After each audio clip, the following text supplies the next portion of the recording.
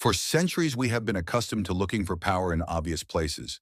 Crowns, thrones, armies, flags waving over conquered lands. Yet one of the most powerful forces in medieval Europe possessed none of these. It had no king, no capital, no standing army, no single ruler issuing commands. And still it shaped prices, dictated access to markets, punished kings, and decided which cities would prosper and which would collapse. Its influence stretched from London to Novgorod, from the North Sea deep into the Baltic. It was not an empire, but a network, not a kingdom, but a cartel of merchants. And it had discovered something most rulers had yet to understand. If you control trade, you do not need to control land. Power will come to you on its own.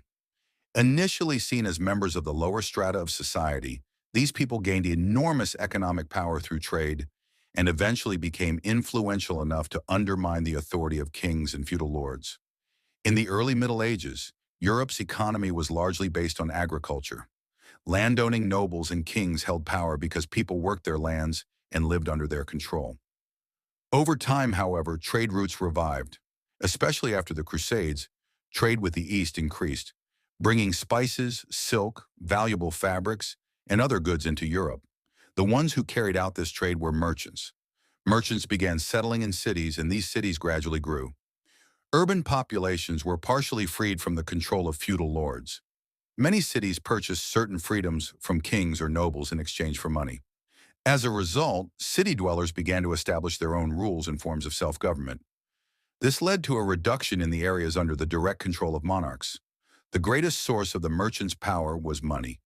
Kings were constantly waging wars, building castles and maintaining armies, all of which were extremely expensive. Royal treasuries were often empty, forcing rulers to borrow money from merchants. And those who provided the money gradually gained influence. In return for loans, merchants demanded trade privileges, tax exemptions, or political rights. Merchants also formed guilds, allowing them to act collectively. Craftsmen and traders in the same profession came together to regulate prices, quality, and commercial rules. These organizations became economically powerful and began to exert influence over city governments. Political power was no longer held solely by the nobility. Another crucial development was the rise of banking.